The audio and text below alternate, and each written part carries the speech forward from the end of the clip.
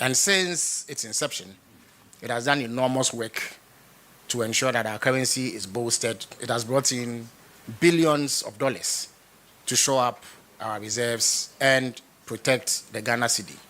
But in the last few weeks, the GoldBod has come under a war of attrition waged by the opposition led by its minority. And many untruths have been peddled, facts have been distorted, and generally there has been some overripe embellishment of what the true facts are. So today we want to seize this opportunity to afford a platform to the GoldBod to deal with these matters frontally, decisively, once and for all. So we are happy to have the Chief Executive Officer of the Ghana GoldBod, Mr. Sammy Gyamfi, to speak to these matters and answer any questions that may linger in the minds of media men and women present. Now, without taking any more of your time, let me invite Mr. Sammy Gyamfi to the microphone to give us what he has. Thank you very much.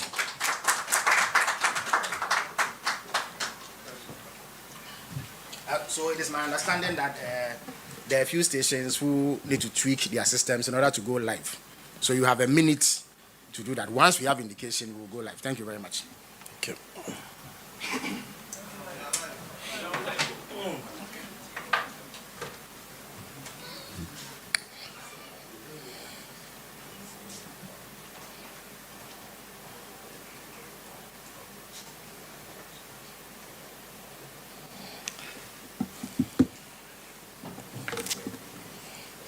Good morning, distinguished ladies and gentlemen of the press.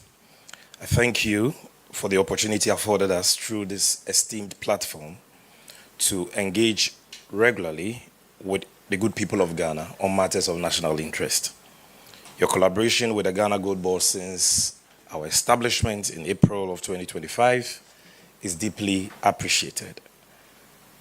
Our partnership has contributed significantly to the successful implementation of the mandate of the GoldBod, aimed at creating real value for the people of Ghana and maximizing national benefits from the exploitation and management of the gold resources of our dear country.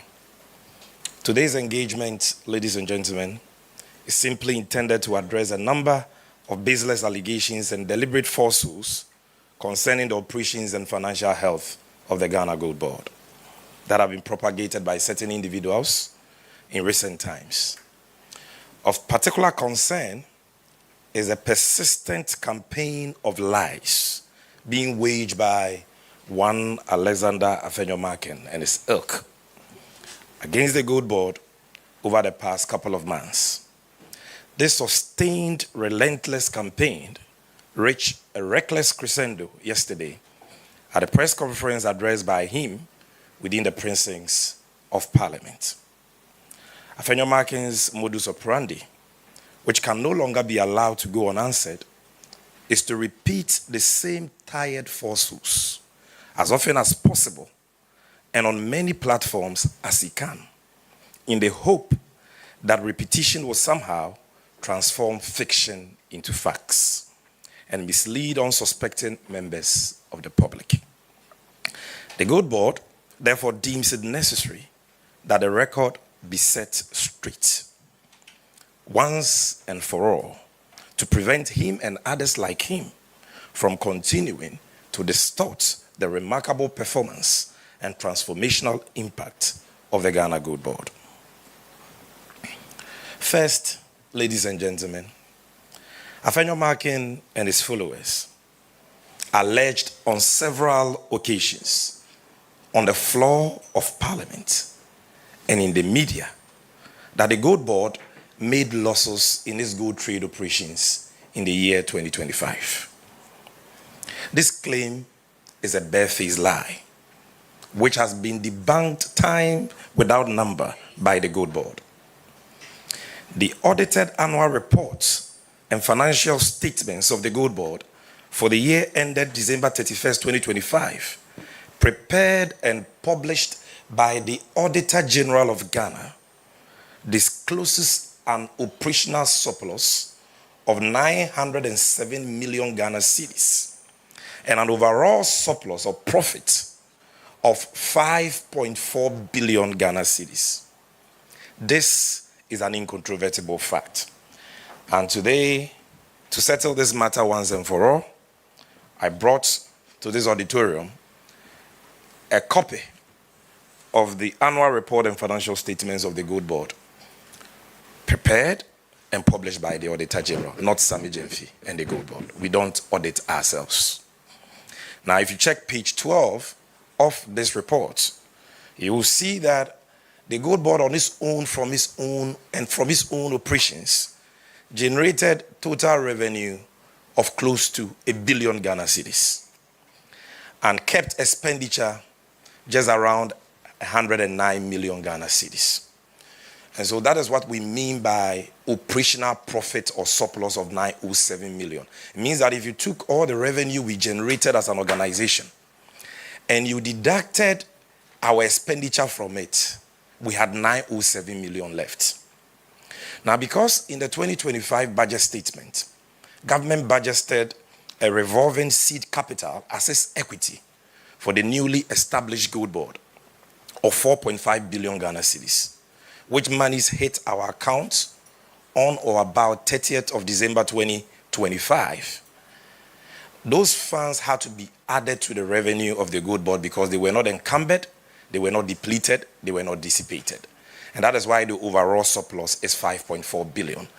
And this reporting was done by the Auditor General under what is known as IPSAS guidelines. And the chartered accountants and auditors understands this very well. So we brought 50 copies, and we are going to distribute to you the audited financials of the GoldBod for 2025 as prepared and published by the Auditor General of Ghana, which puts to rest the false claim that the GoldBod has been making losses. Now, ladies and gentlemen, unsurprisingly, Afenyo Markin and his followers have consciously chosen to disregard the Auditor General's confirmation that GoldBod did not record an operational loss. They now claim that the Auditor General did not have access to the full picture concerning the operations of the GoldBod. This position, ladies and gentlemen, betrays either a crass lack of understanding of how an external audit is conducted or a deliberate determination to undermine yet another independent state institution, independent constitutional body, when its findings do not suit their mischievous narratives. I invite you, the media, you who are the fourth estate of the realm, to check the veracity of this claim with the Auditor General, and you will come to the conclusion that officials of the Auditor General were given unhindered access to all relevant information in the conduct of their audit of the 2025 financials of the Ghana GoldBod. All documents requested by them were supplied, and all queries raised by them in their management letter were satisfactorily answered. This is why not a single, and I repeat, not a single adverse audit finding was made by the Auditor General in its 2025 audited report on the GoldBod, not on imaginary or hallucinatory losses, not on procurement breaches or breaches of the Public Financial Management Act. Not a single adverse finding was made against the GoldBod in the report of the Auditor General on our accounts for the year 2025. The media, I humbly submit, must not condone and entertain the deliberate propagation of lies in the face of glaring evidence to the contrary. Now, friends from the media, after adducing these indisputable findings of the Auditor General to puncture the lie that the GoldBod made losses in 2025, Afenyo Markin and his associates quickly abandoned this line of attack and have now sought refuge in the recently published IMF report on the Bank of Ghana's on Ghana's Standard Credit Facility, in which the IMF reported that the Bank of Ghana recorded a loss of $1.7 billion under its domestic gold purchase program in 2025. Their position has now conveniently changed from the old false narrative that the GoldBod made losses to the new false narrative, which is that the GoldBod is responsible for losses incurred by the Bank of Ghana under the domestic gold purchase program. Ladies and gentlemen, nothing could be further from the truth. First, nowhere in the under-referenced IMF reports is GoldBod accused by the IMF as having caused the losses reported to have been incurred by the Bank of Ghana under the domestic gold purchase program. I challenge Afenyo Markin to point to any page, paragraph, sentence, phrase, or punctuation mark in the said reference reports of the IMF where the GoldBod was accused by the IMF as the entity responsible for losses incurred by the Bank of Ghana. In summary, ladies and gentlemen, what the IMF report states is that Bank of Ghana incurred losses through the sale of gold under its domestic gold purchase program of $400 million in the year 2024 and $1.7 billion in the year 2025.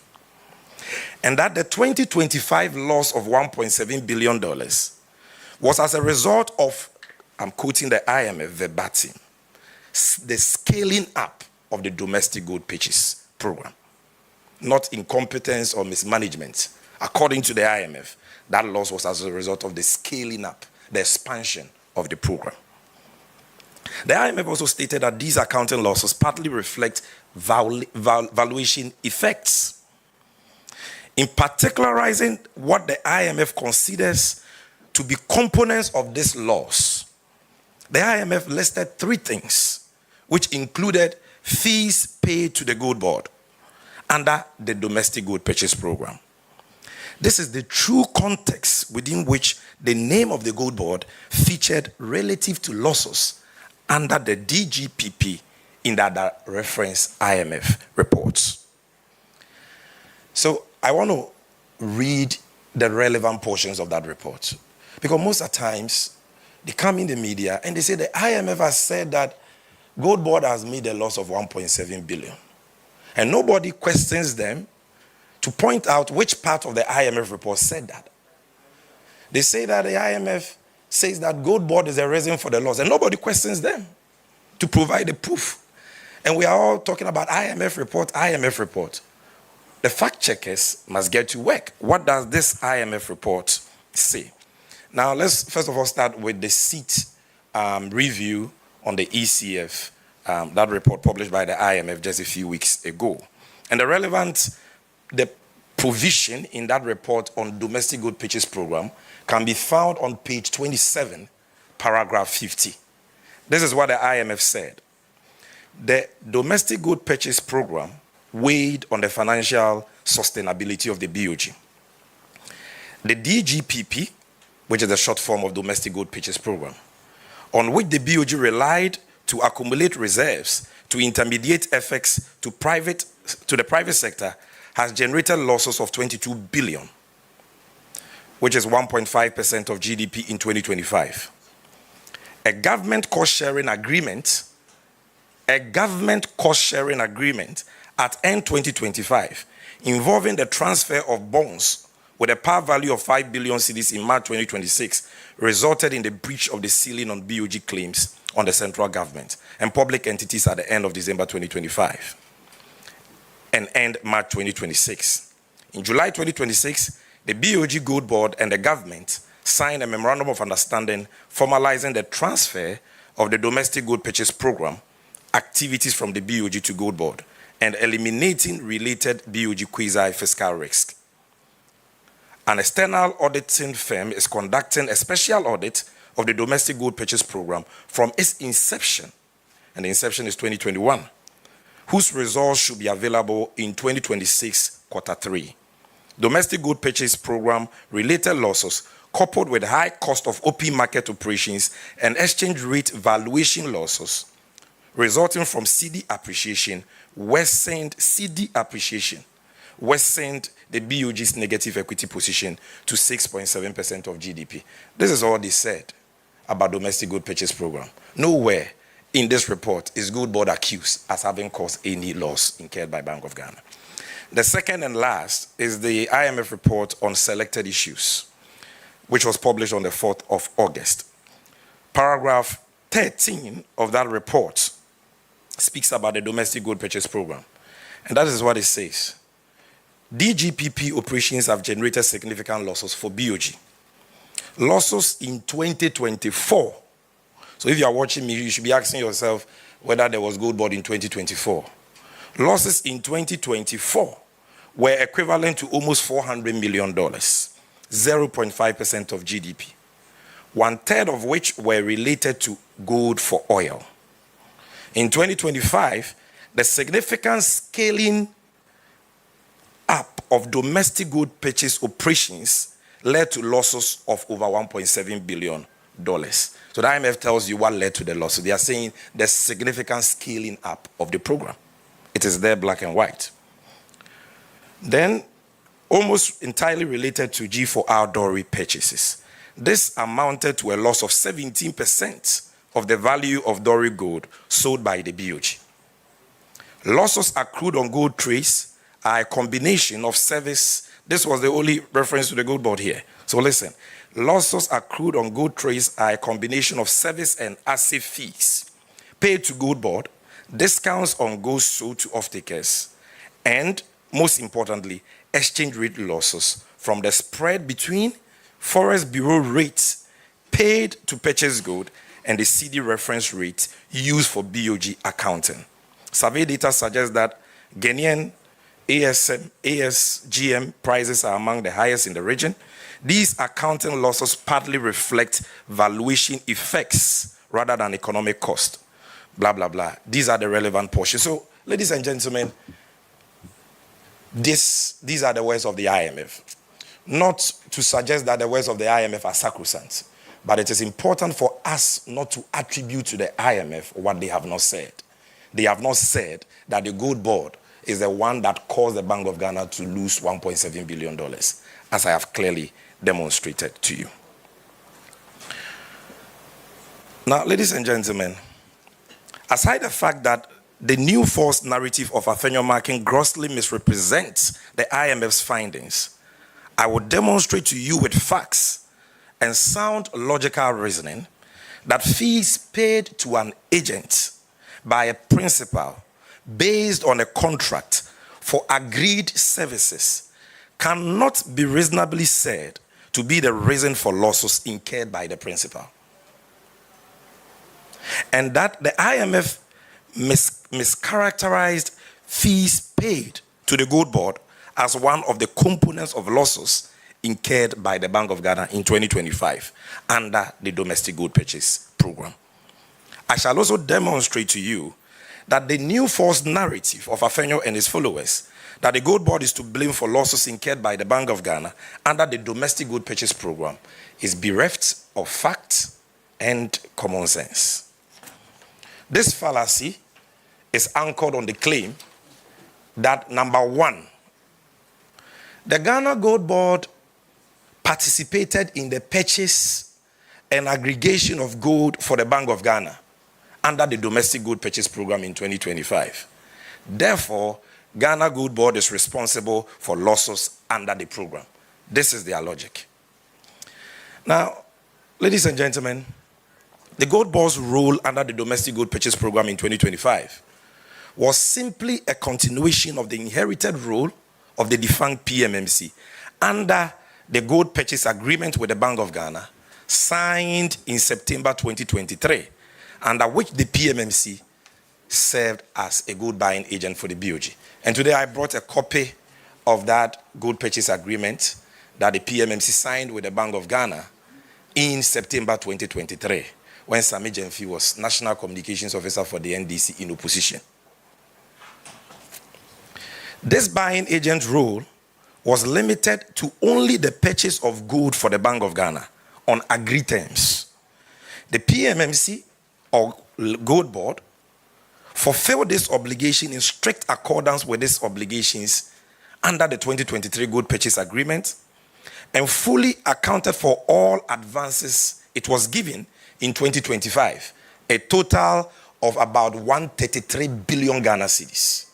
That was given to PMMC, later became GoldBod, to buy gold as a buying agent, fully accounted for 133 billion Ghana cedis.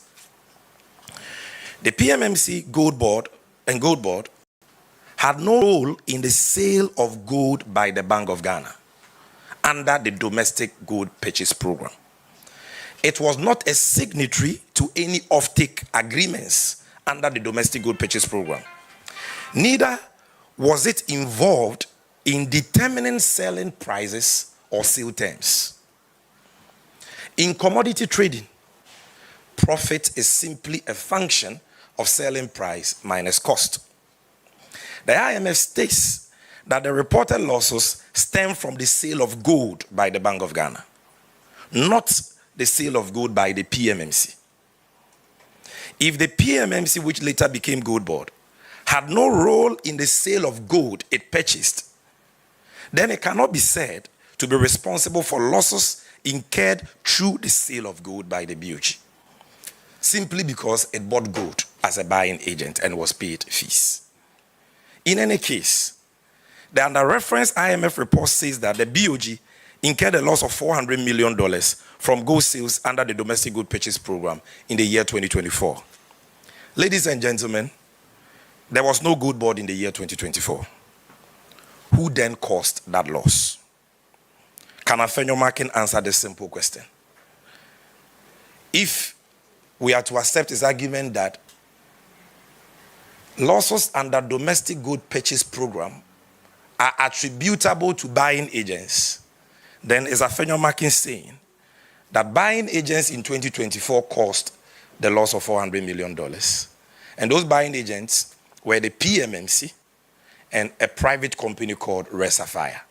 So why are they not blaming PMMC and Resafire for causing $400 million loss to the Bank of Ghana? Also, in 2025, the Bank of Ghana used a private aggregator called Resafire to buy and aggregate gold under the domestic gold purchase program from January to May 2025. Is Afenyo Makin saying that the private company is responsible for losses incurred by BOG under the domestic gold purchase program in 2025? Because GoldBod was not the only buying agent in 2025. The GoldBod Act was passed in April 2025. And we stopped private people from buying gold in June 2025. Before that, private aggregators appointed by the Bank of Ghana in the past were buying gold and aggregating gold for the BOG, just like PMMC. PMMC had no monopoly, and they were also paid fees. So is Afenyo Makin saying that the $400 million loss and even the 2025 $1.7 billion loss was also caused by Resafire? Ladies and gentlemen, I believe that the paucity of logic in Afenyo's new claim is gradually becoming clearer to you. But now let's move to their second point. They say that the GoldBod was paid fees by a buying agent, as a buying agent, under the domestic gold purchase program in 2025. Hence, is responsible for reported losses under the program. And that a business model where an entity is paid fees for another entity to absorb losses stinks. My answer to this claim is very simple. This claim is ridiculous and betrays the lack of understanding of the fees in question. The fees in question are, number one, asset fees of 0.258% and a service fee of 0.5%. It is instructive to note right from the outset that the said GoldBod fee, which is alleged to be the cause of Bank of Ghana losses, constitutes less than 1% of the 17% loss the IMF reports the BOG incurred. Less than 1%. It must also be noted that the asset fee of 0.258% is not free money. As the name suggests, it is the standard fee charged by the PMMC, which later became GoldBod, as the national assayer for its assay services. The fee is approved by Parliament under the Fees and Charges Act to cover the cost of assay services rendered by the national assayer, PMMC, or if you like, GoldBod, and serves as IGF for the institution.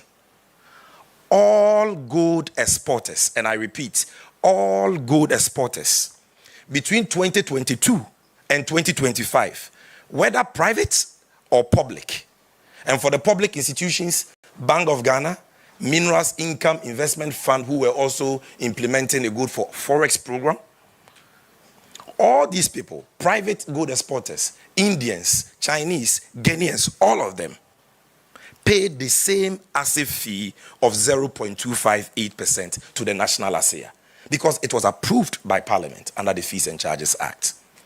And assaying gold is not free. It costs us money, consumables, workers, machines to assay gold. And that is why we must be paid an assay fee. It is not free money. Let's understand that. The service fee of 0.5% paid the GoldBod in 2025 was also the same fee paid the PMMC and all other aggregators of the Bank of Ghana under the Domestic Gold Purchase Program from 2022 to 2025. This fee is also not free money.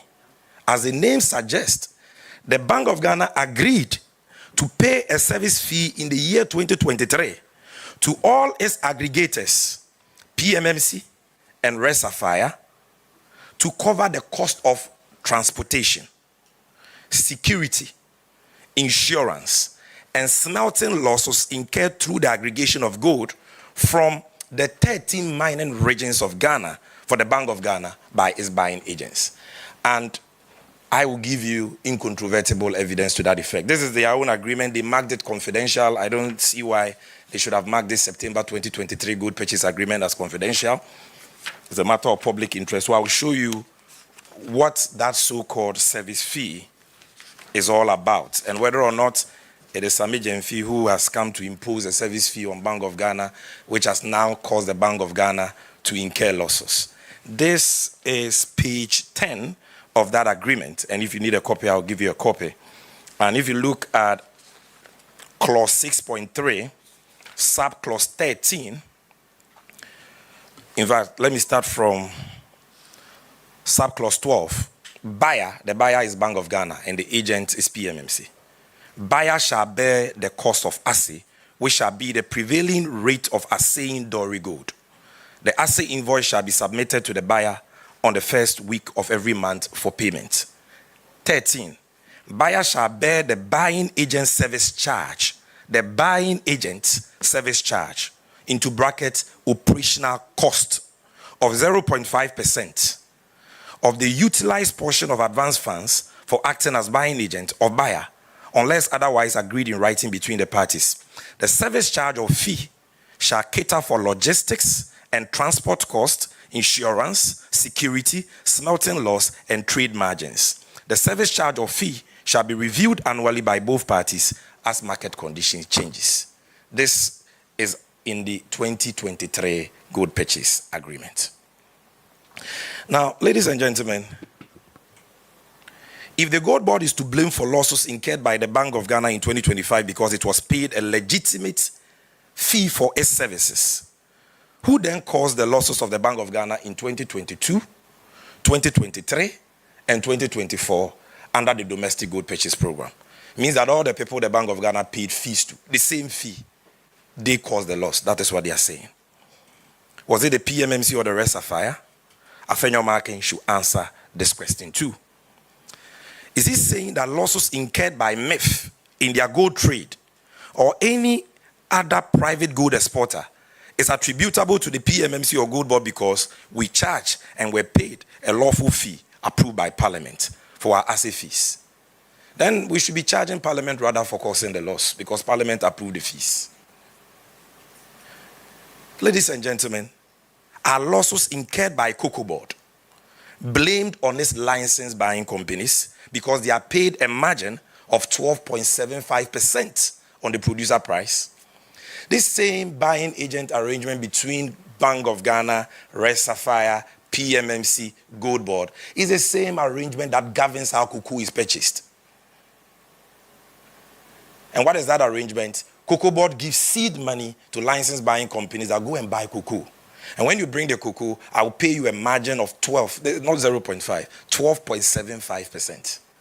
So it means that every year when GoldBod declares losses, we should blame the losses on license buying companies because they will pay fees. That is a paucity of reasoning being canvassed by Afenyomarkin and his followers.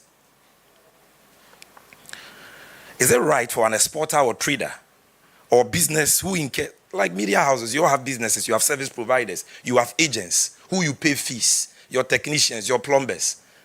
Your fee, the fee you pay is part of your cost, and you are therefore supposed to ensure that your revenue, or if you are trading a commodity, your selling price is enough to cater your cost. If you don't do that and you incur a loss, you don't blame your plumber or your technician or your service providers who perform services and were paid fees for their services as a reason for your loss.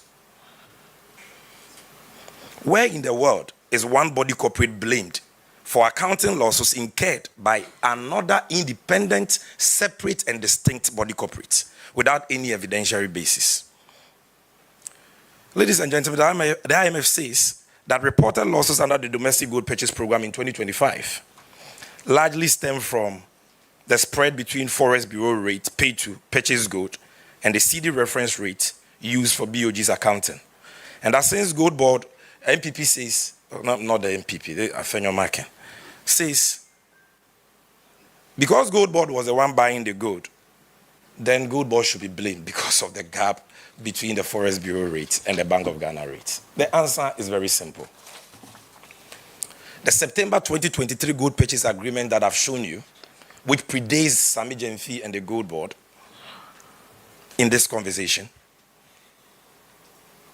provides for the price and exchange rate at which gold is to be bought by PMMC and, for that matter, every buying agent. These are express prescriptions of the principle captured in a signed contract that predates the GoldBod. A buying agent cannot vary agreed terms in a written contract without consequences. Afenyomarkin should tell Ghanaians at what price and exchange rate was gold bought by buying agents such as PMMC and Red Sapphire. And I'm going to publish that tomorrow. They were buying gold at exchange rates as high as 17 Ghana cedis in 2024. So when you agents were buying gold at 17 Ghana cedis to the dollar, because you had so mismanaged the economy that at some point you needed 16, 17 cedis to get a dollar. And that is the exchange rate at which you were buying gold. You are saying that PMMC was causing losses for the Bank of Ghana. The Bank of Ghana designed under the domestic gold purchase program that because they were in crisis and they needed foreign exchange, they will buy gold at the exchange rate. That gold has been bought since we started mining gold over a century ago. This is not the creation of GoldBod, which was established in April 2025. Then the fourth claim under this new theory that, GoldBod has not made losses, but GoldBod is responsible for losses made by Bank of Ghana. They say that the reported domestic gold purchase program losses stems from GoldBod's trade model and that the program was implemented through the GoldBod in 2025. So GoldBod is responsible. Ladies and gentlemen, although the GoldBod was established in April 2025, it was not until March 2026 that it commenced the implementation of its trade model envisaged under the GoldBod Act. This is because the GoldBod received its revolving seed capital budgeted for it in the 2025 budget as late as 30th December 2025. Also, the GoldBod had to put in place the necessary institutional measures and systems before takeoff. The trade model implemented by the Bank of Ghana in the year 2025, which the IMF has reported on, was evidently the domestic gold purchase program model. When did the domestic good purchase program become GoldBod's trade model? And how can the domestic good purchase program that the MPP in the past have given the credit, to Bawumia for, be said to be arising, losses under that program be said to be arising from a GoldBod model, when the GoldBod model only started in March 2026, because of what I've already explained, our seed capital coming as late as 30th December 2025, and the need for us to put in place the necessary institutional, systems and framework before takeoff. Then they make another claim in their press statement that the reported domestic good purchase program losses is partly caused by hidden offtake discounts determined by GoldBod. The answer is also very simple. As I've already explained, ladies and gentlemen, the PMMC or GoldBod was only a buying agent under the domestic good purchase program. Its role ended at buying gold. It had no role in selling gold or signing offtake agreements. Therefore, it could not determine offtake discounts. It must, however, be noted that offtake discounts are a standard feature of gold doré trades. The BOG did extremely well in 2025 in reducing offtake discounts from as high as 2.2% in 2024 under the MPP to 1.2% in 2025. This fact can be verified by anyone from the BOG, and this discount, offtake discount, cannot by any stretch of imagination be the reason for reported losses, because discounts are a standard feature for particularly the sale of doré gold, raw gold, anywhere in the world. You sell gold, if you're selling gold in its raw form, and even in its refined form, there is a discount. And you don't see that losses are as a result of that, unless you can show that the discounts were unreasonably high and not in conformity with industry practice. Now, other false claims that I'll deal with quickly and then I'll conclude. The GoldBod, the Afenyomarkin says that the GoldBod has sold gold and made losses, and that no one should sell gold and make losses. When they turn gold, Boka says those who recorded $400 million loss under domestic gold purchase program in 2024, according to the IMF they are quoting.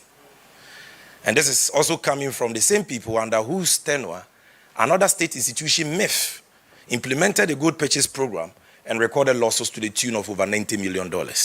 Today, they want to give us lectures on gold trading. Ladies and gentlemen, I have news for them. We will not take moral lessons from the brothel. Then number two, they say, why has the Bank of Ghana pulled out of financing the GoldBod if GoldBod is not making losses? Number one, the Bank of Ghana has not pulled out from anything. The MPP government decided that it will run a program called Domestic Gold Purchase Program, which will be managed by the Bank of Ghana. And they designed that program in a certain way, which I will talk about it. President Mahama promised to reset Ghana, including the gold trade sector. And his reset is the GoldBod. The act has been passed and the GoldBod is ready for takeoff. And so this new GoldBod model, as envisioned under the GoldBod Act, is not anchored on Bank of Ghana financing GoldBod.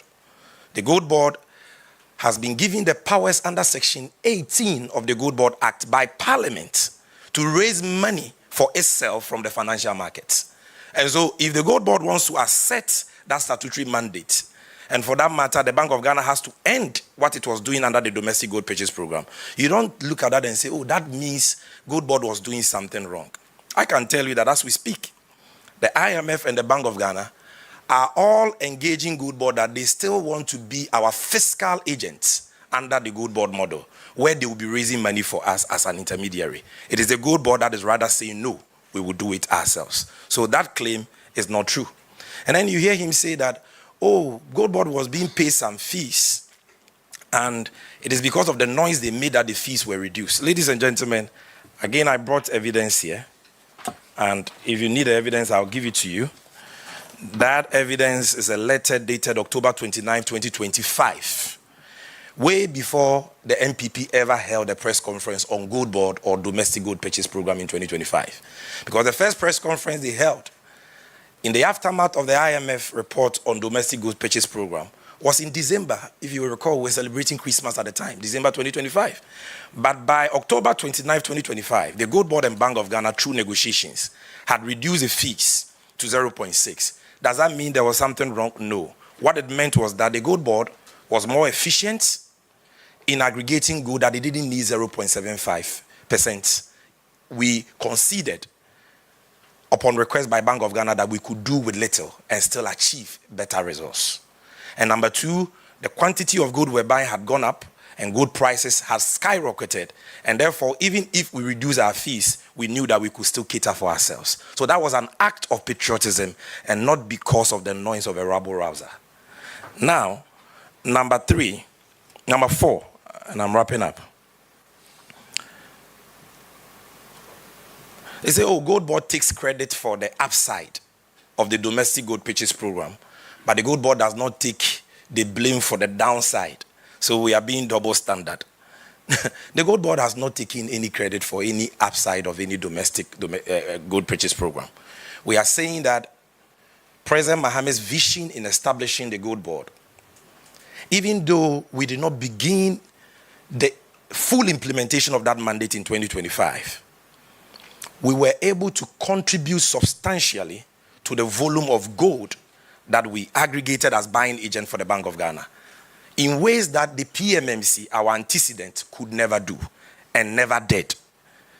And that was because of the effective aggregation system, the competitive pricing, and the other measures we introduced in 2025. And so we talk about the quantum of gold we're able to buy because of how we were able to plug leakages, intensify the fight against smuggling, reduce gold that was going out through informal channels and all that. That is what we talk about. And so let them get the facts correct. Then they talk about what commercial risk was GoldBod bearing under the domestic gold purchase program. Ladies and gentlemen, is it easy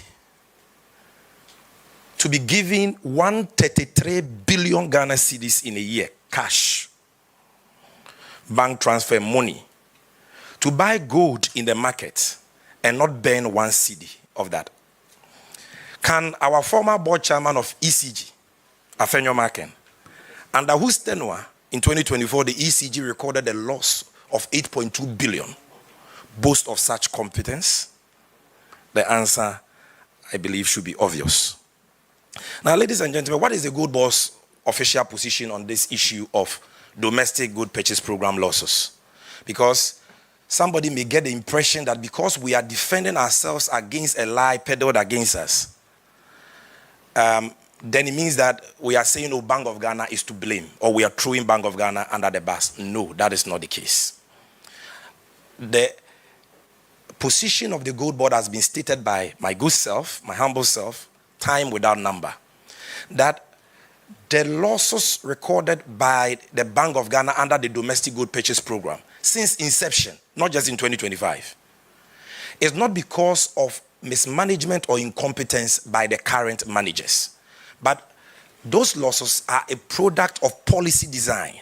It was the MPP that designed the domestic gold purchase program that way, that they will not pursue profits, but they will pursue foreign exchange, because at the time they had no access to the capital market to borrow on the Eurobond market and bring in dollars to show up, the currency.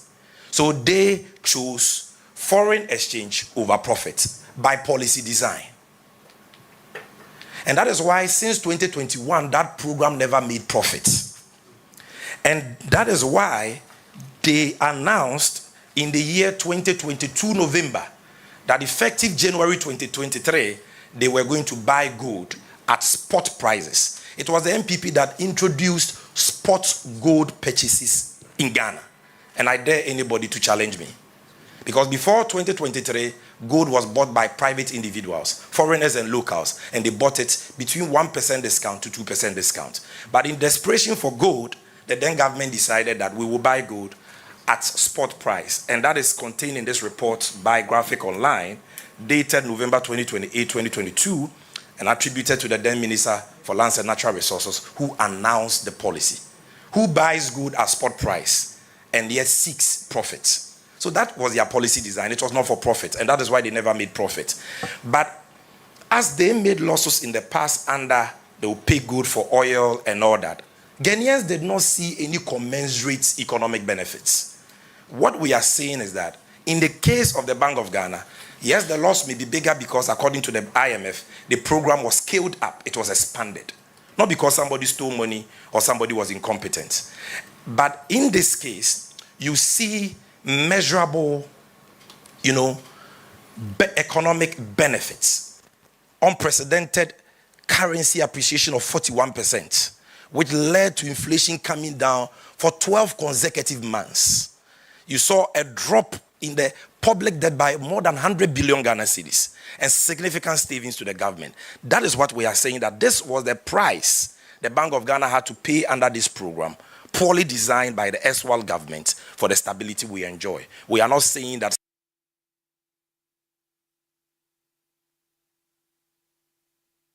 Ladies and gentlemen, there's been a call for a parliamentary probe, and I've already stated on public record that with bated breath for Afenyo Markin's invitation. He's delaying and holding press conferences when, as minority leader, he can get the Public Accounts Committee to summon me tomorrow or today, and I will appear. I saw him dabbling in some confusion about standing orders of parliament and the fear that the majority may oppose a call for a probe into this matter. Well, I have, in all humility, reached out to the new majority leader in Parliament, Honorable James Agaga, and I've pleaded with him that even if Afenyo delays in a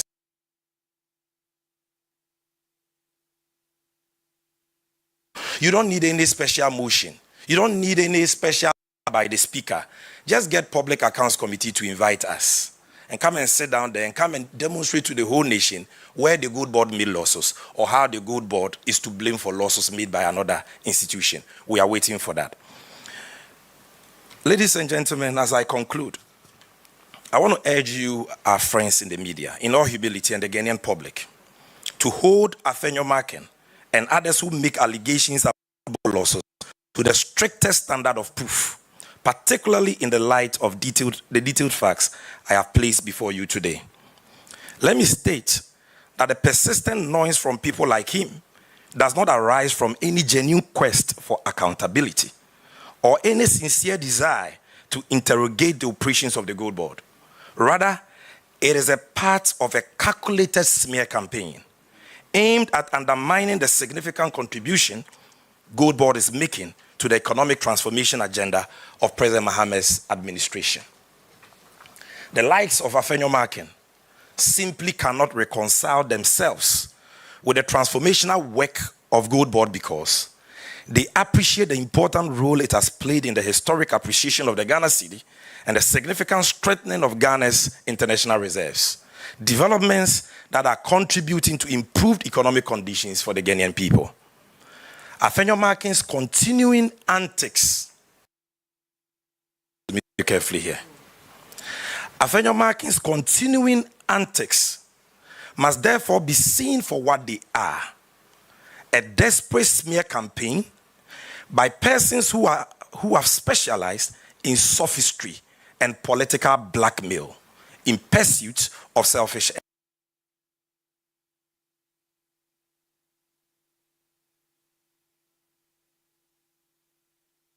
Hope that you will fold and settle for what they call, quote, compulsory arbitration and oil their palms. Well, this time around, they found their own target. The Ghanaian people deserve serious public discourse founded on facts, evidence, not endless recycling of falsehoods in the hope that repetition will lend them credibility and turn fiction to facts. GoldBod will remain focused on its mandate. We will continue to account transparently for our stewardship, and we will not be distracted from the important work of creating value for the Ghanaian people from the exploitation of the good resources of our beloved nation. Thank you very much for your attention.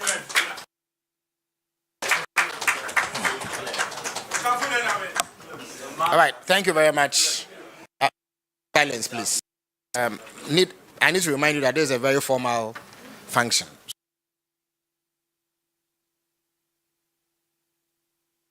Note of it. After that, we'll delve straight into a question and answer session.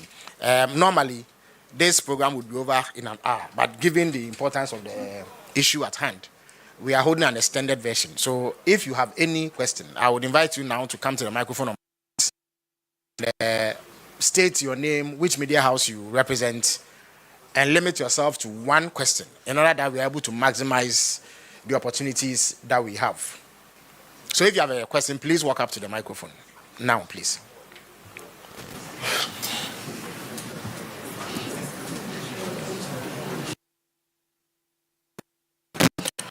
Good morning. My name is Shadrach Odami Ejari, Metro TV.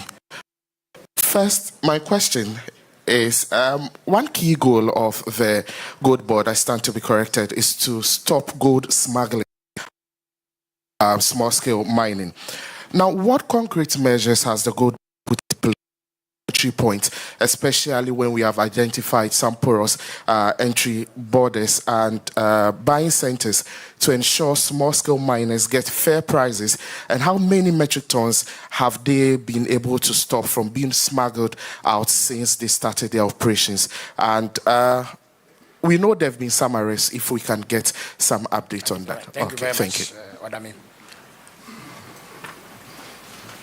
Please move to the microphone now if you have a question, so that we save time. Good afternoon, fellow Ghanaians. To Mr. Sammy Gyamfi and GoldBod. No lengthy preambles. Go straight to one question. There is this story, I think about last 2 weeks or 3 weeks ago, in respect to an individual who purchased an aggregator, and another person came in saying, even to another person to sell to another person, which has created a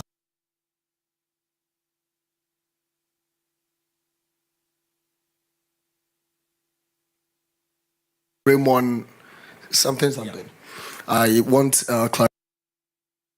step into that, and respectfully, this is not a question. Kantamantumano, especially Kumasi Jumkedi Ambano, Omon Teddy and Yekin, Yenchrechi Mochi, Netzana, and Afrino Marcus or Cabro for Pano, in the defeat, Semu, Sanya Beya, clarity will be made. Yeah, thank you. Thank you very much.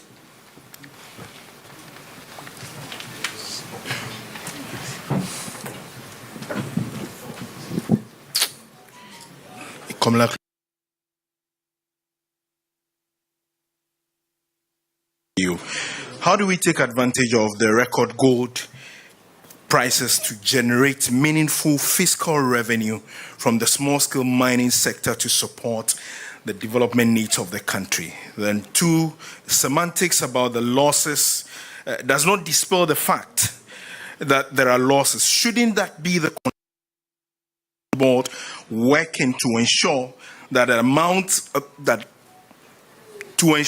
amount to enough right on your books is not as recorded as of last year? And then the final one, a criticism is the model being used for the purchase of gold.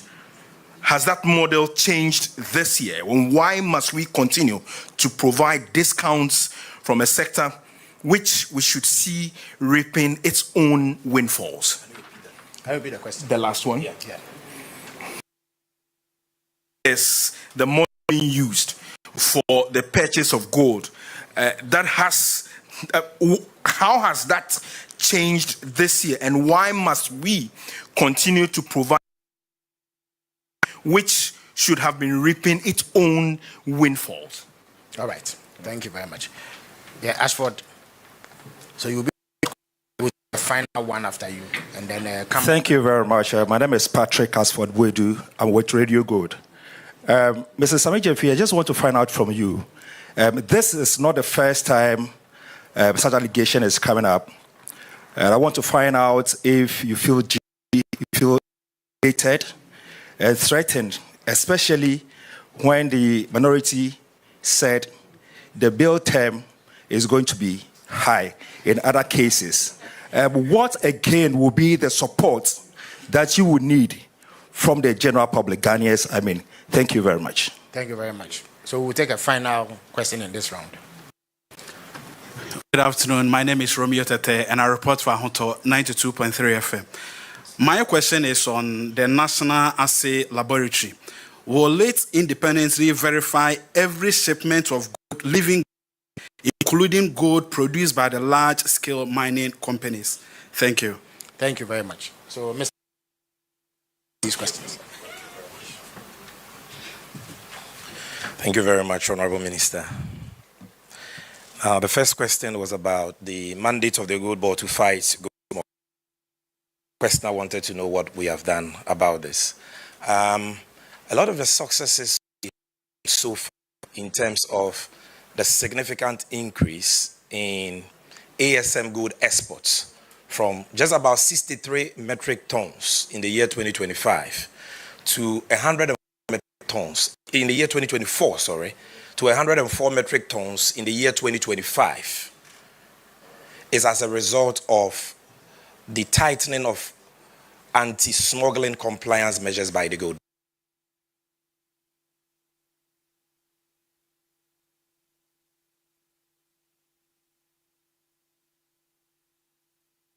Focus on the fight against smuggling.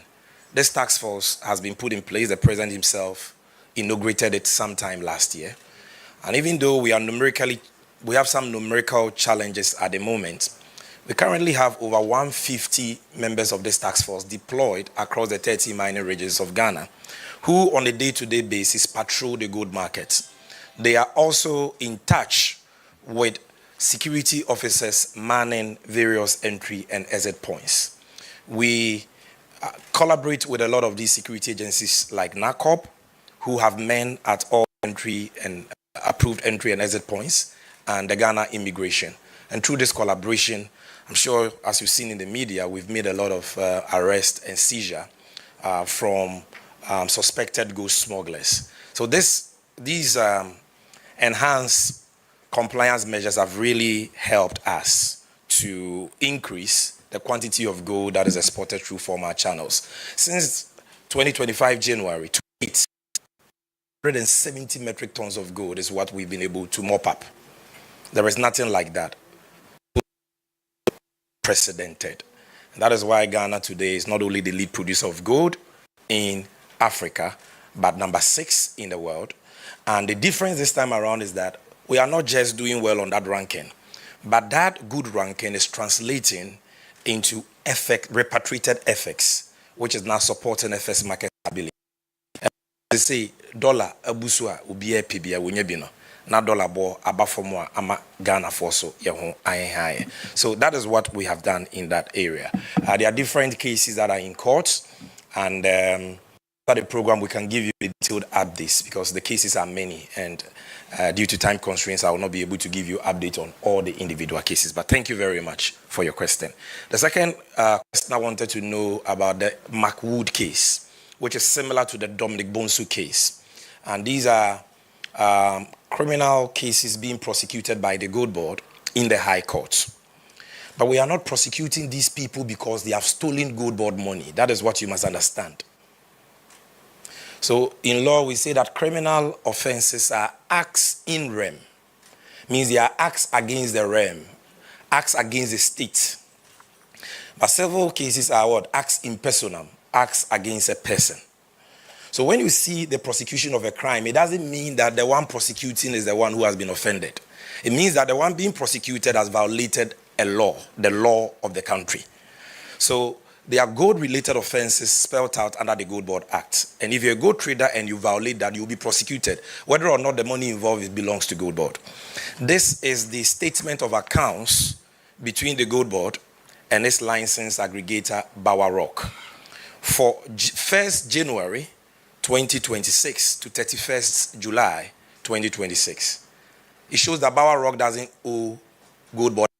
Rather, we have had to pay him. And as I speak, we owe him over 500 million Ghana cedis in program cost alone. So nobody has absconded our money.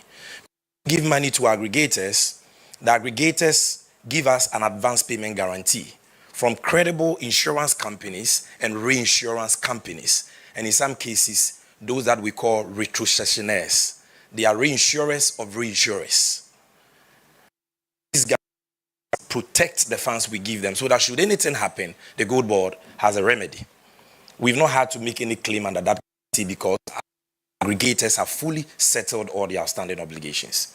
But if you go and take their money in breach of trading regulations and the Gold Board Act, and they lodge a complaint with us, it's like somebody going to the police station to lodge a complaint. We will investigate and we'll prosecute you. So you will hear that we are in court with some licensed traders because they have misappropriated or are unable to account for funds given them by an aggregator. It doesn't mean that the money belongs to the Gold Board. That is the explanation I have for you.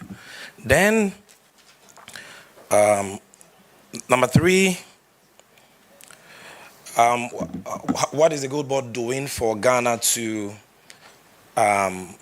achieve revenue for development from record gold prices? Kluche, the answer is the Gold Board. Without the Gold Board, this record high gold price we are currently witnessing would have eluded the country because the chunk of the gold would have left the shores of Ghana through informal channels, through the Togo border, through a Lubo border. The FX would not have come back, and the revenue that Ghana ought to have gotten would not have come. And that is why President Mahama established the Gold Board. You recall the Gold Mafia documentary of Al Jazeera, in which one foreigner, Lester Matthias, indicated that at the time in 2024, and the time before Gold Board, he could smuggle as much as $40 million of gold out of Ghana every month. And he claimed he was let me not talk about that. So imagine now having an entity who has to buy all that gold, the sole buyer and the sole exporter. And all these people cannot do that. They all must come to the Gold Board.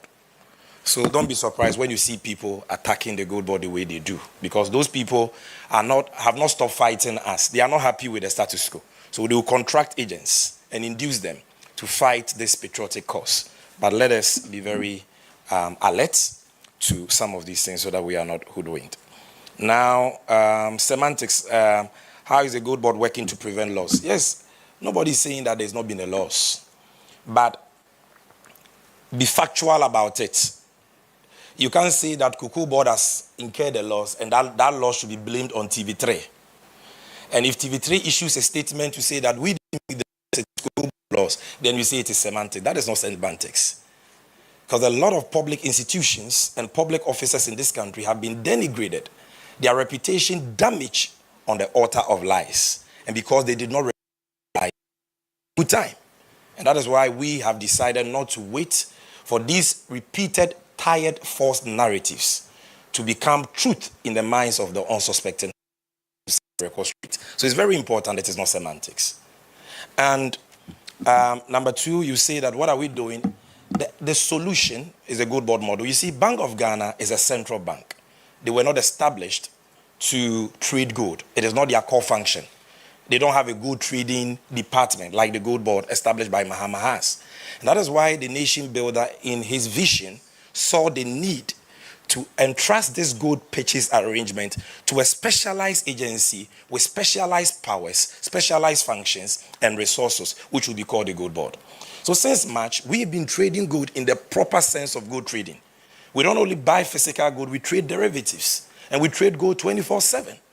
And so far, we've not made any losses. In trading, you can make profit, you can make losses. You just ensure that at the end of the financial year, the overall profits is more than your losses. But we have not even made any losses yet. If we had, we will concede, and we will not allow anybody to foist on us losses that we have not made. And so you ask, how different is our trade model from the domestic gold purchase program? Number 1, unlike domestic purchase program where gold was bought based on live prices, which doesn't allow the buyer to plan, know at any given time gold that is bought and the accurate cost price for the gold. The Gold Board has a new pricing. We LBMA AM, LBMA PM, 2 pricing windows that brings predictability and certainty. It allows us to know real-time gold that is bought for us and the accurate cost price so that you cannot increase the cost. And the GoldBod is also allowed under the gun wrap to hedge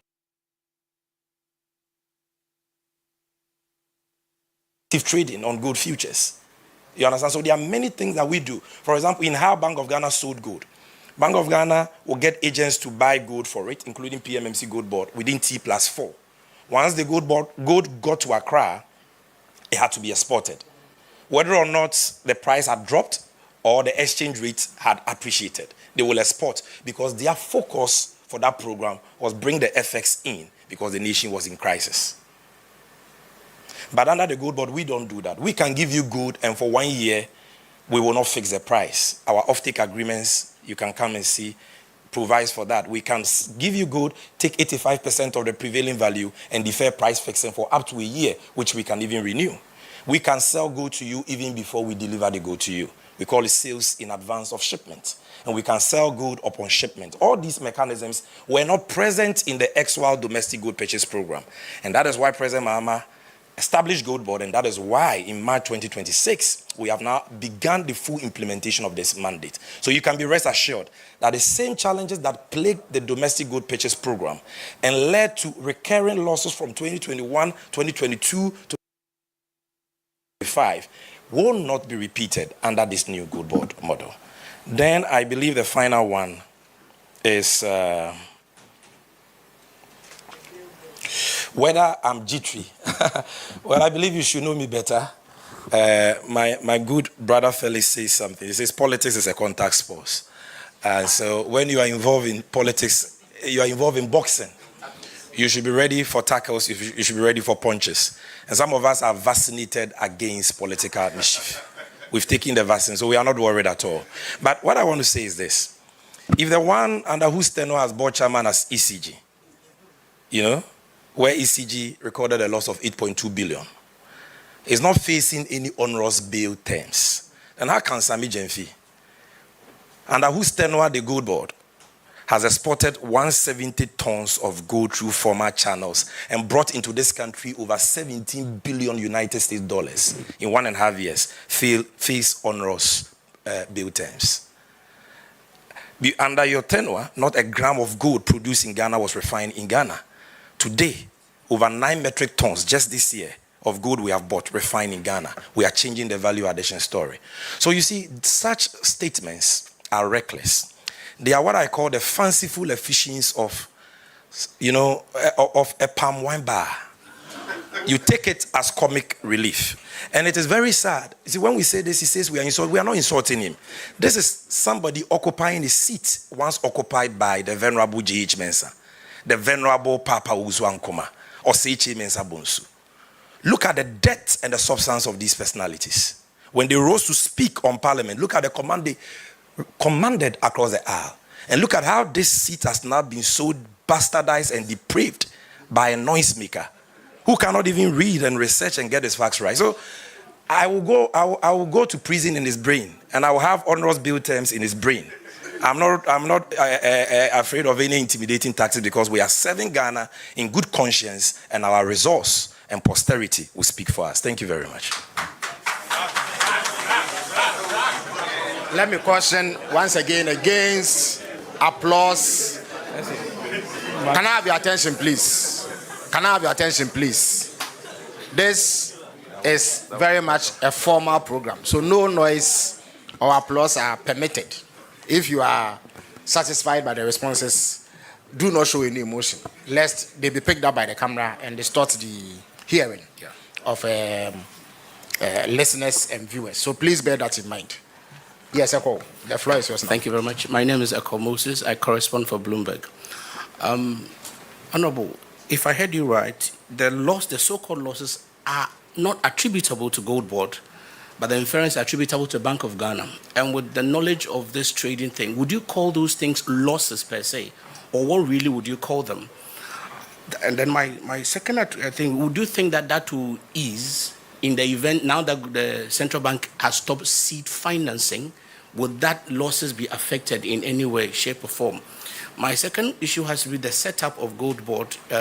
She said that by the setup, you're supposed to raise your own money to run your own business. In comparison with Cocoa Board, they buy but sell the cocoa themselves. Does it mean that GoldBod is also then selling the gold itself? If it's not, is the Bank of Ghana the one selling? Therefore, then the excess losses and what have you comes in. A bit more clarity there would help us. Thank you. Thank you very much. So we'll take 4 more questions in this session as well. Yes. Good morning. Can you? Everybody phone. Okay. Please, good morning. Salamat Kukwa Pinto. I'm with the Despite Media. My first question had to whether or not GoldBod is committed to, in a regular manner, publish its sales, purchases, export volumes, prices, and financial performances for public consumption.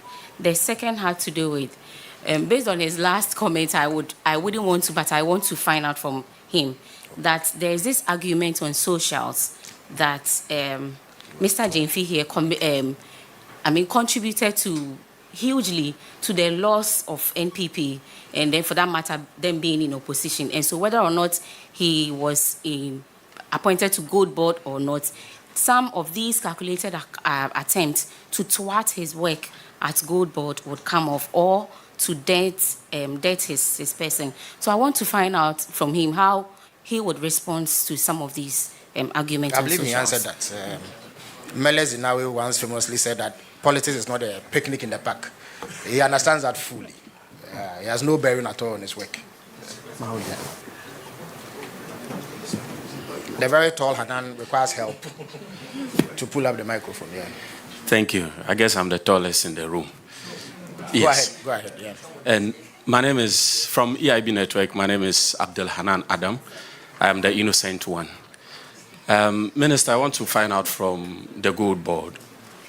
There are arguments and suggestions everywhere that the turnaround that we are seeing at GoldBod is as a result of the institution buying gold from illegal miners or galamseyers. And the question always is, how do we trace this gold that we are buying and selling or exporting? So even though the institution had already indicated that it is finding it difficult to trace some of this gold, and arguments still come that majority of it is from galamseyers, how soon should we expect GoldBod to be able to come out with data actually giving us specific traces to where they are buying their gold? And my second question has to do with... I'm afraid after this, I'm going to have to restrict all of you to one question. Our time is very fast spent already. Okay, my second one has to do with regulation and operation. There are suggestions that the GoldBod should operate like the National Petroleum Authority in the oil sector, where it only regulates. And I want to find out from Mr. Sammy Gyamfi whether this is viable for his operation going forward. Thank you. Thank you very much. Nanama, Mejidis Obeketri. My name is, Minketri. Nana Meja Kunueti. Okay. And my question is about land reclamation. No reactions. Land reclamation. And Chebiana who says Shaman Boy, GoldBod set 35 million Ghana cedis land reclamation. And then an agreement on the Defense Ministry is signing. Yeah, and also there's amount involved. So my question is say the land Emma Miner say uncle to gold, no to gold, no. Nasa assassin say yeah, who bear the cost? State Jumana oil no, ye trace kebi from the amount that the state gets from the miner, ye trace kebi free mu say ye de kwakoye land reclamation. Say ni parwako to gold ni bury asaya asase no. Now if state ni na ebe cost say GoldBod say 35 million Ghana cedis. Yemfa kwaye land reclamation. To be say me unu say ye miner no and also tuya can say state ni also bear cost because of say miner no etuya revenue be the mass state no. Me question no. What's your boss over question? So what about for cinema? Thank you so much. My name is Seth Cobbins, LLM Natural Resource Student, Legon. Let me speak it So, in what capacity do you ask a question? This is a it's a natural resources oriented. It's a briefing for media persons. So it's natural resources oriented. So actually, well, I also want to make file the rules must be strictly enforced. It is not open to members of the general public. It is open only to media persons. If you have any other question in any other capacity, please write to the GoldBod for responses. Thank you so much. Thank you very much. So please take a cue, those of you who have lined up. If you are not a media person accredited, I will not be able to take your question. Yeah. All right, so my name is Eko JB. I want to find out, in Mr. Sammy Gyamfi's submission, he made statement on the fact that they've made losses. You've not identified yourself, the media house. JB Isaac, Onia TV. All right, go ahead. They've made losses in the past, in previous times. I want to find out if GoldBod, the previous administration, there were losses. So I want to find out if the states or GoldBod is interested in those losses and what are some of the interests they would develop in that particular losses. I saw that you represent a tree station, and so your question. And I went there. All right, thank you very much. Yeah, Austin, yeah.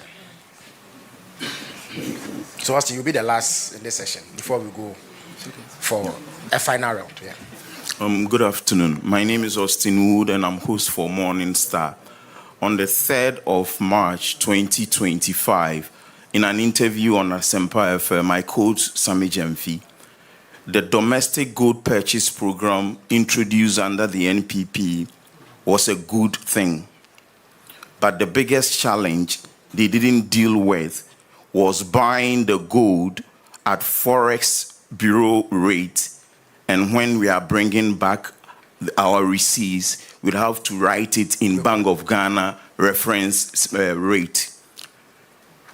It's a reset. You've had enough time. According to the IMF, 50% of the losses was because of this, the difference. Why couldn't they have done or changed it so that by end 2025, these would have reduced, but they still continued with it till end of year? And the finance minister says that Ghana up, we are building 15 months of reserves. GoldBod with this new thing, Bank of Ghana is out. If only Bank of Ghana is buying from the big scale or big large scale miners, we will not be able by end 2028 meet that 15 months. How will GoldBod buying it give it to Bank of Ghana, and Bank of Ghana, will they pay for it? What is in place for that to happen? Right, thank you. You very much. So Mr. Sammy Gyamfi will answer this set of questions, sir. Thank you. There are a lot of questions, so I'll be very snappy. Number one, a cop wanted to know the losses we are talking about as having been made by Bank of Ghana. Are they really losses? Well, to the accountant, they are losses. That is why the IMF calls them accounting losses. But an accounting loss is not an economic loss. But because we are discussing this within the context of audited financial accounts of an organization, you can call it a loss. It's an accounting loss. But understanding that is important. That loss is not because of a fee, a lawful fee paid for assay or for services rendered, which are not free services. Neither is it because of a 1.2% discount offered the eventual buyer, the off-taker. Those are not the reasons. That is where we think the IMF got it, mischaracterized the issues. Those are what you call baseline program cost. Okay. But when you're talking about the accounting loss, I would say it's not even 50%. Over 80% of it is the difference between the Forex Bureau rate at which gold is bought and the fact that in Bank of Ghana's books, the dollar proceeds will be converted at Bank of Ghana rate. So today, let's say Forex Bureau rate. And Forex Bureau rate is not a paro rate. It's not a black market rate. It's a lawful rate because they are regulated by BOG. Let's say today, hypothetically speaking, because I've not checked, you need, say, 12.5 cedis to get $1 in a Forex Bureau. Under the domestic gold purchase program, agents of the Bank of Ghana were to buy it at this, we call it market rate or retail rate. Bank of Ghana is the one that says the agent should buy it at that rate. It is not the agent who decides the rate at which it will buy good for a principal. You understand? But if the gold is sold and the dollar proceeds hits Bank of Ghana's account, the accountant at Bank of Ghana, in converting dollars into cedis, because the account must be in cedis, will not multiply it by 12.5, which is Forex Bureau rate. You will multiply it by Bank of Ghana rate, which would be around 11.1. So that book loss, you can call it that, accounts for 80 to 90% of what we are talking about. And we have explained this. The bank itself has explained this, okay? If GoldBod was the one implementing this program, we would not have accepted this on our books, because we would have insisted for Parliament to pass the right laws that will allow the right treatment to be given that conversion. But because Bank of Ghana is a central bank, and all central banks are bound to operate with their own rates, their hands are tied. So that is the dilemma, or that is a difficult situation the bank found itself. And they knew this right from the inception of the program in 2021. This is not a new phenomenon. This is not something coming up today. Like I told you, in 2024, they were buying gold at as much as 17 cedis to the dollar. You understand? Even in 2025, the rates came down because the CD appreciated. So the dollar came down. So things were better. Imagine we're buying gold at 17 cedis to the dollar. At the quantity we bought and at those prices, you could have imagined what the figures would have been. So that is what it is. It is not an economic loss. It's an accounting loss. The IMF itself calls it valuation effects. And if you want to know the meaning of valuation effects, just Google it.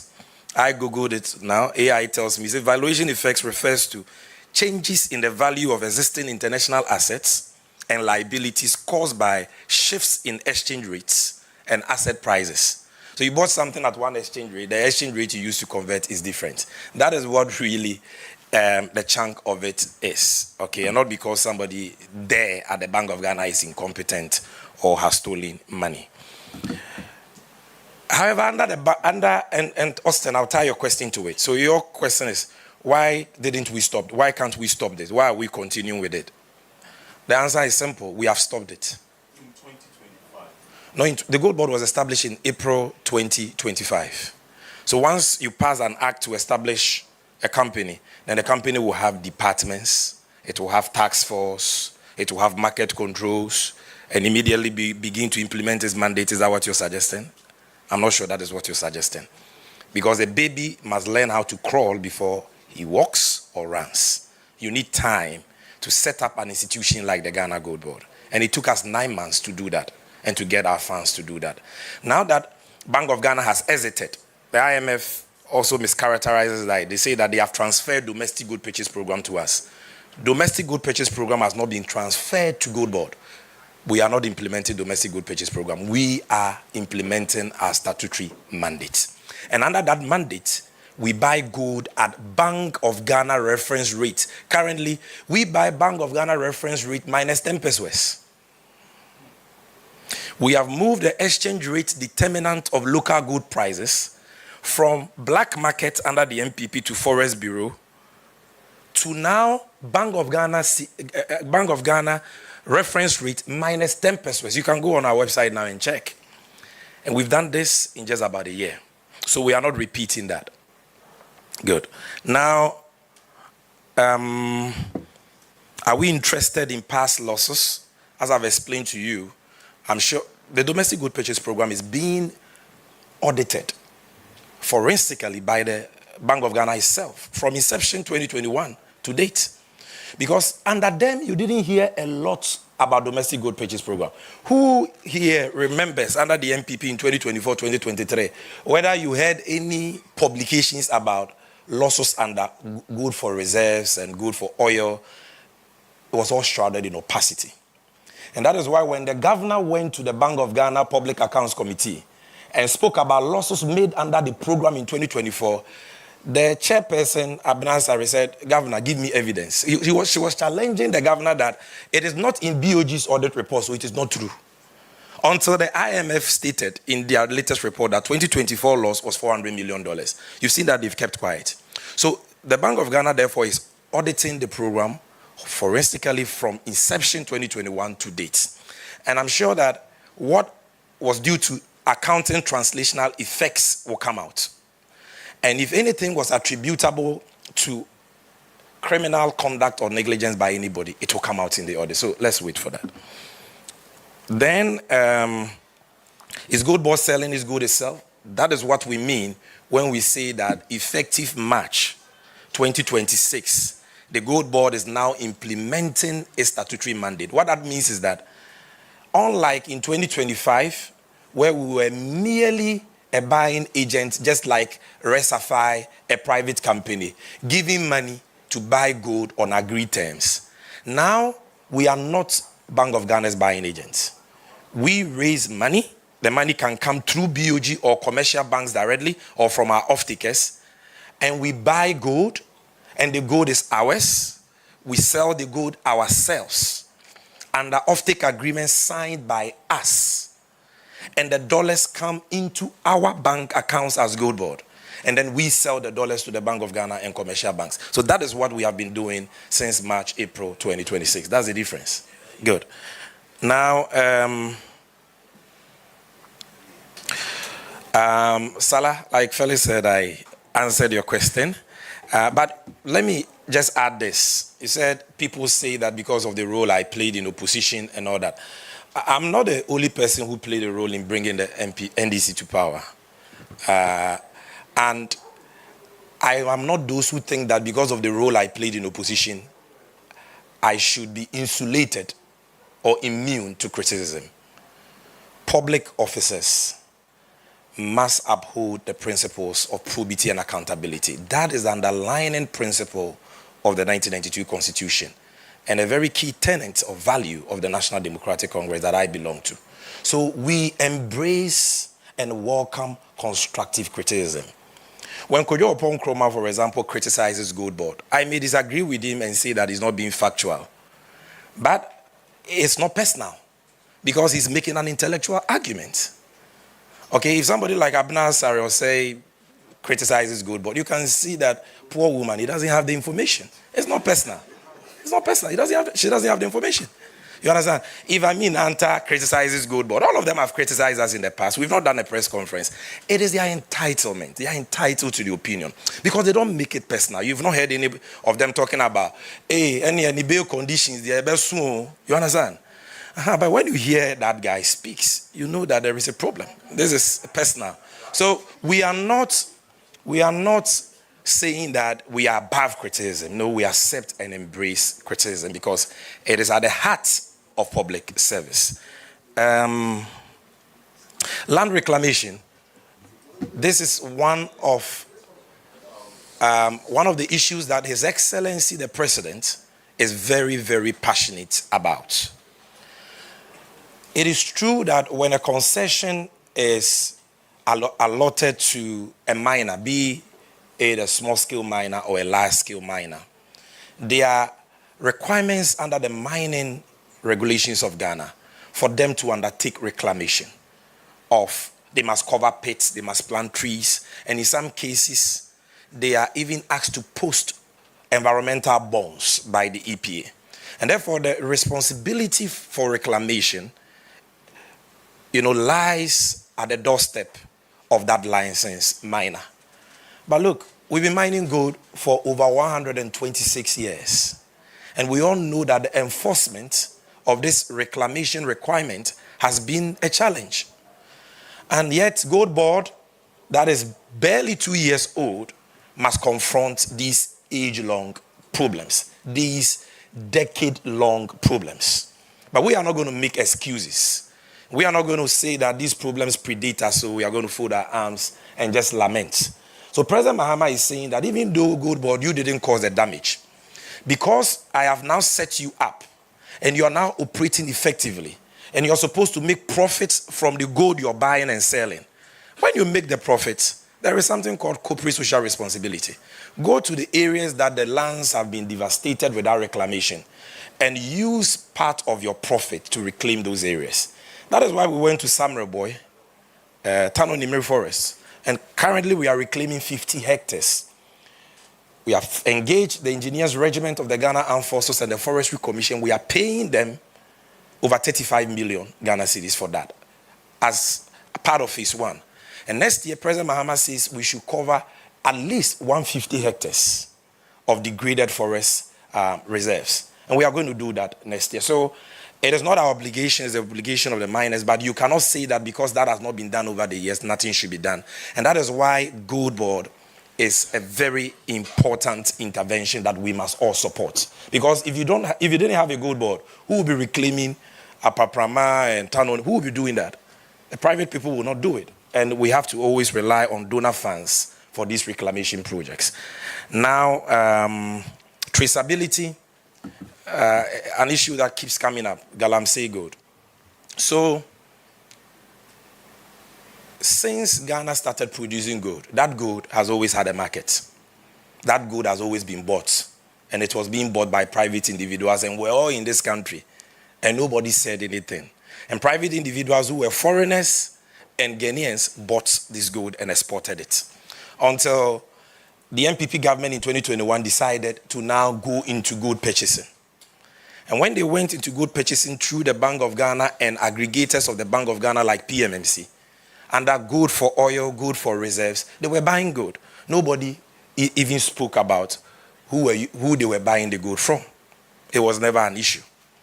Then GoldBod comes in 2025, and all of a sudden somebody says that, the reason why Galamsey is going on is because of GoldBod. Did Galamsey start in 2025 or 2026? No. Gold will always and has always had a market. Okay? Now, GoldBod has a buying system for buying gold.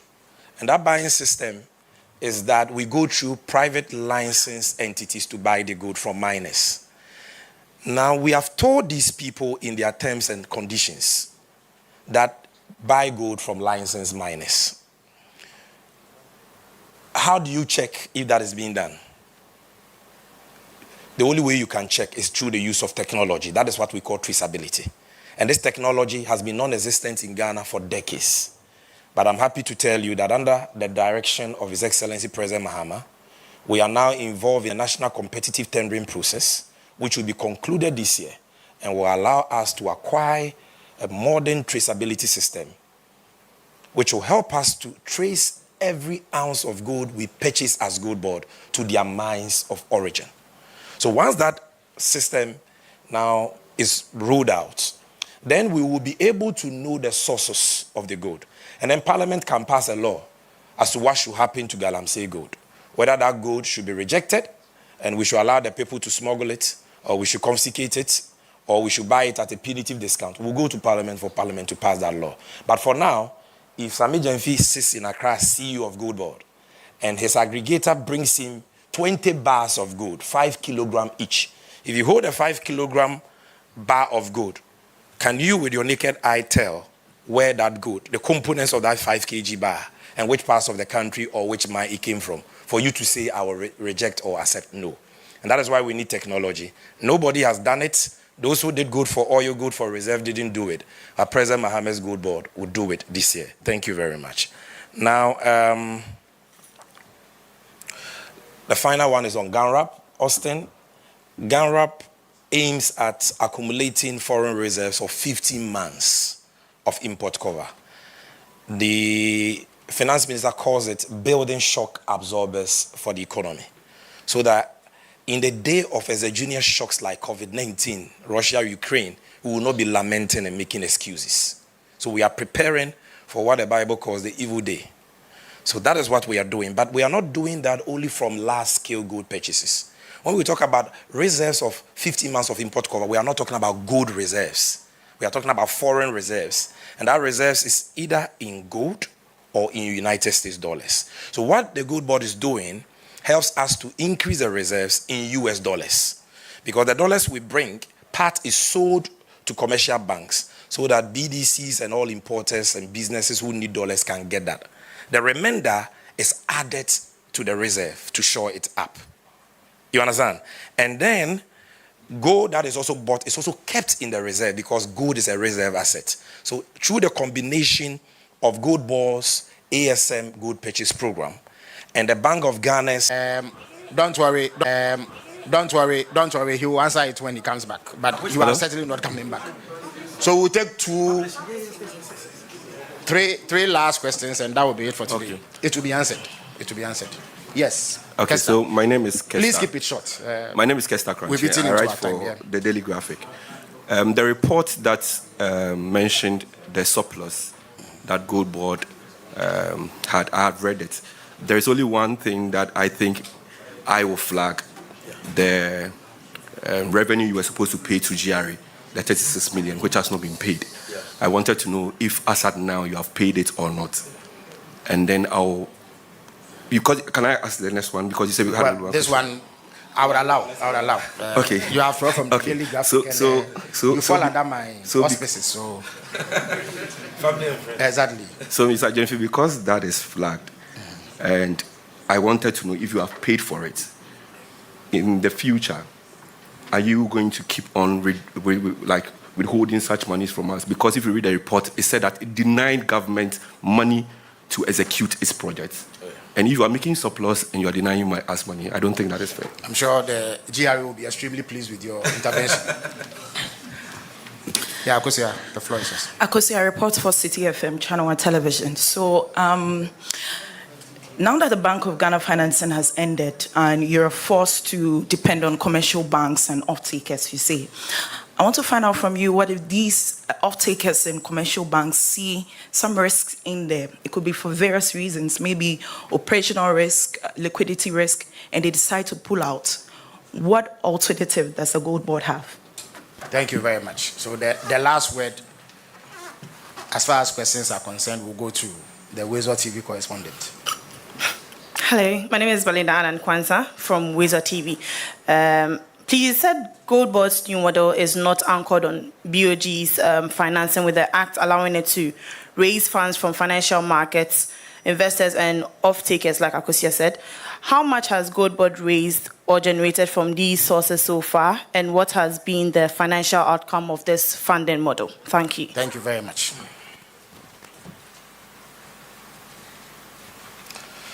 Okay, so let me start with the last question. In terms of funds that we have raised, between March and May this year, under our model to raise advances from off-takers, we were able to raise close to 839 million United States dollars on our own from off-takers to buy gold. And all that dollars was sold to the Bank of Ghana. 839 million United States dollars that we sourced from our off-takers into our bank accounts at Bank of Ghana, which we offloaded, the FX we offloaded to the Bank of Ghana at the Bank of Ghana reference rate under a forex sale agreement between Bank of Ghana and GoldBod. So that is with off-take advances. Then you have our program to raise money directly from the commercial banks. Because this whole talk about Bank of Ghana financing GoldBod, you need to understand it. It doesn't mean that Bank of Ghana goes and take its own money and give it to GoldBod to buy gold. You see, there is something called intermediation. And intermediation means that there are businesses and individuals in Ghana who need foreign currency dollars to transact business. And economic activity is not able to generate the supply of that dollars in the banking system to meet that demand. So the Bank of Ghana comes up with a beautiful program, intermediation, and says, commercial banks, if your customers need the dollars, take all their cedis and bring it to me, the central bank, as an intermediary. That is why it is called intermediation. As an intermediary, through an auction. And tell me that you want $50 million from your customers. Then Bank B will say, I want $100 million. Bank C will say, I want $10 million. And bring me that cedis from your customers. Then I will take it as a middleman. The Bank of Ghana is like a middleman intermediary. And I'll give it to GoldBod to convert the cedis into gold. Sell the gold for dollars. And when GoldBod sells the dollars to us, we will give the dollars to you. That is the process of intermediation. And that is what people think, that when we say BOG financing GoldBod, is as though BOG is giving free money. No, it is a partnership. But what we are seeking to do this year is that we want a certain collaborative framework that allows the GoldBod itself to deal with the commercial banks directly without going through Bank of Ghana. And we want to do this through what we are calling a funded FX forward sales arrangement. We did a pilot on the 3rd of August. We raised $75 million from the commercial banks directly, and we settled it in 48 hours. In 48 hours, we were able to convert the $78 million into gold and into the CD equivalent into gold and dollars, and we settled them in dollars, no losses. But the Bank of Ghana has some concerns. So the Ministry of Finance is working with us for us to get broad stakeholder inputs into the framework before we resume. That is why it is on hold. We also have another plank of that model where we use our own seed capital and the working capital of aggregators to buy gold, bring in dollars, and we sell directly to commercial banks. And through that arrangement, we brought in $164 million, and only 2 days ago, $270 million. So put that together, roughly, you're talking about over $450 million. Our activities generate a lot of foreign currency. So these are the different planks of the new funded model that now that the GoldBod is implementing the gold purchase program from beginning to end as buyer and seller and owner, these are the models we are exploring. Then there was a question from our sister that what if there are risks associated with this funding model and off-takers and commercial banks pull out, what will we do? Gold is a very risky, gold trading is a very risky enterprise. There are so many risks, but it behoves on every gold trading institution to put in place the necessary risk mitigation measures to manage the risk. And so we carry our stakeholders along. So far, so good. And we don't think that, we believe they have absolute confidence in our model. So far, we've received 15 letters from 15 commercial banks who have expressed interest that they want to be onboarded to participate in our funded FX forward sale arrangement. And we believe that more will join. So we don't think that stakeholders will pull out.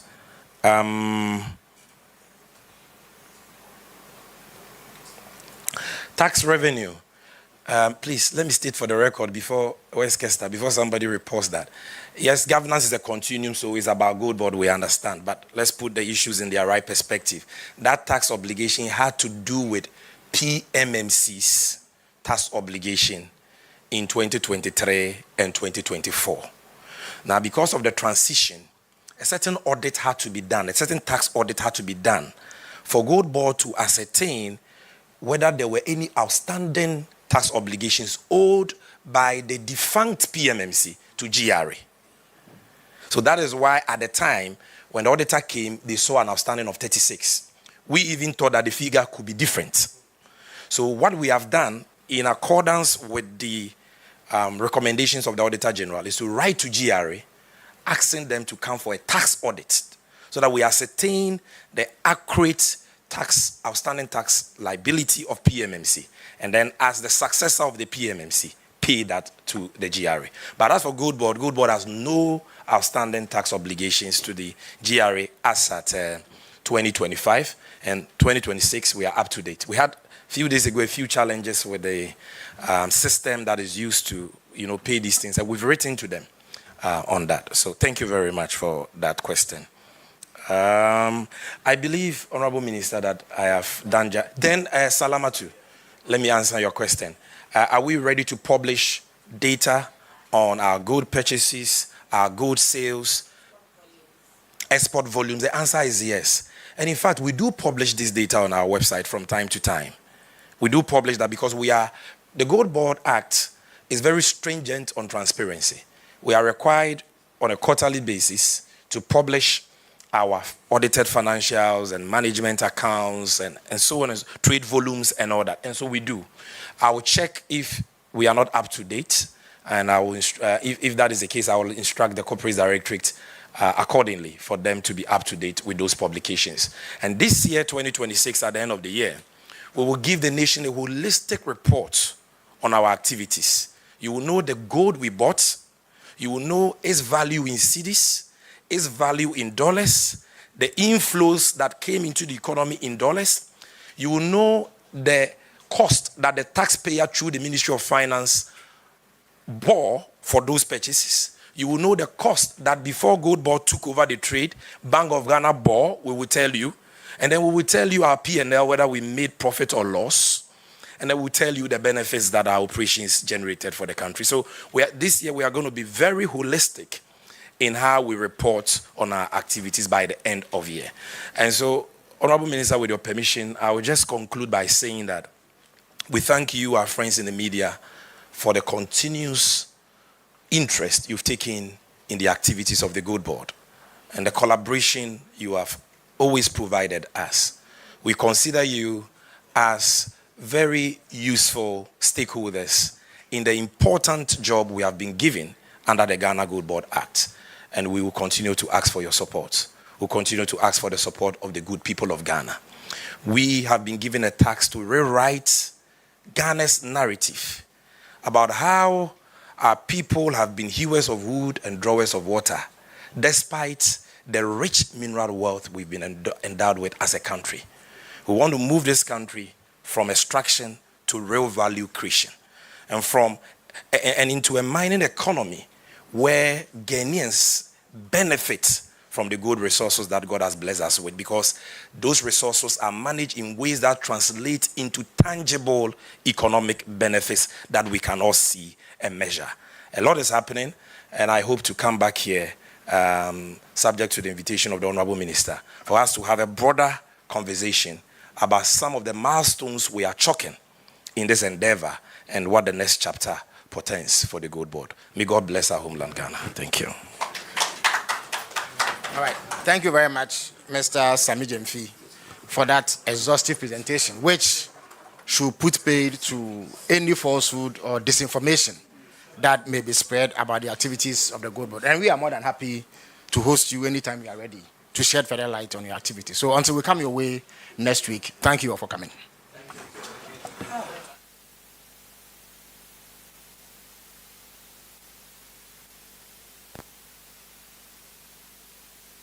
Well, you're still live with us here on TV3. This is News Central. It's been an extensive last near 2 hours, right? Near 2 hours, where the CEO of GoldBod, Sammy Gyamfi, has been reacting to that press conference yesterday by the minority leader on losses as a result of the domestic gold purchase program.